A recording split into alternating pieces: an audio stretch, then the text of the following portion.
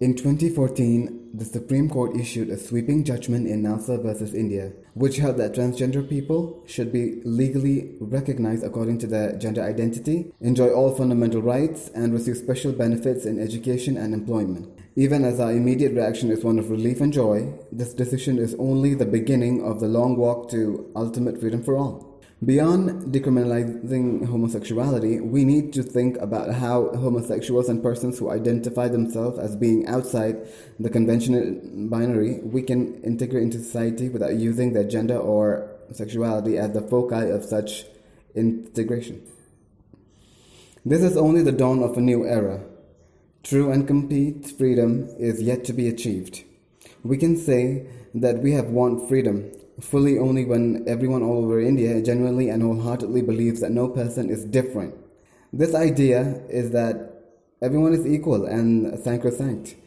And it's hard, it's really not complex, that everyone can live equally, freely, and fearlessly. The day we can assure ourselves of this is the day we can say that we have truly won our freedom. Hi, my name is Sebastian Deiborki, and this is my story. I was born in the small town Shillong, and growing up I always knew that I was different. I sadly lost both my parents actually too young. And I never knew that I had to deal with a lot of shit that were coming my way as I grew up. Anyways, I had to grow up really early. Ever since I could remember, I was always fond of feminine stuff. I would play with dolls, dabble with makeup and dresses that belonged to my sister and grandma. That's all I know because I'm the only male in the family, so that's it, I guess. I always thought I was normal, but I guess people thought the other way around. My other relatives would make me play sports, work in construction sites. I never was really into it, but was always forced to do so. I don't know, maybe they thought doing this would make me masculine or something, but nothing helped, trust me. Even at school, kids could be mean. I was bullied like anything. I was a little, or should I say very flamboyant, I guess. That's why I got bullied like that. It affected me. My grades were not the same anymore as, they are supposed to be, but that happened. But I was always passionate about writing. I would always write or compose short stories, poems, etc. I never realized my creativity back then. I was done with high school, which was a big relief, trust me. I applied and I got into my dream college for mass media, a professional course. But 3 months in, I had to drop out of college because, I just could not afford it and no one was supporting me. So I started working full-time in a small job here and there to pay the bills. And one day, my resume got the eye of a big-ass hotel owner in this country. He called me and I got in. So I started working in a popular cafe, which, to my surprise, I was awesomely amazed at what I could do. I never graduated college, never studied or got formal training in this business anywhere.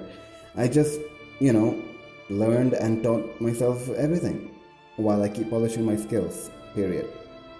Life is a roller coaster. It tries me so much. Haven't I been through so much already, and life can't just give me a break or something? I was a broken person. I could not deal with it. Depressed, yes. Lonely, always. Suicidal many times. I even harm myself a lot. Anything, blade, razors, nails, you name it. I had scars and marks on my arms and legs, so I would always wear a full-sleeve jacket all the time, even in summers, just to conceal my scars. And at that time, I was working in an amazing place. No one really knew what I was going through. I was so ashamed of myself. I did not want anyone to think I was some self-harming freak in hell. I did not want to explain anything either. I just kept to myself. Now let's go to another part of my life, which is my love life. In the past, I only dated women because, my secret back then would be too controversial, and I guess no one can handle it. This went down for years. I lived a lie until I just could not take it anymore. And in 2014, I finally came out, and I have never been happier. Then I had an idea, tattoos. Now, I have a lot of ink, a lot of tattoos. Though my tattoos have their own significant meanings, they also cover all of them now faded scars and marks. And all the things that I have been through, like cutting myself and harming myself just because I could not deal with life, I do not wish that to anyone, not even my worst enemy. What I have been through, I am strong. I am a strong person. A lot of people always say that I would not be even alive this long, but look at that. I'm almost 30 as well. Still living, still living. Now, I got a new hobby. That is makeup. I started watching makeup tutorials on YouTube just for fun, but then it was very therapeutic.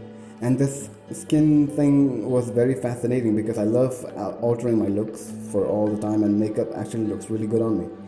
Yeah, I know women wear a lot of makeup, just to highlight their beauty, and they wear it to make themselves look beautiful. Me, I use them because they make me happy.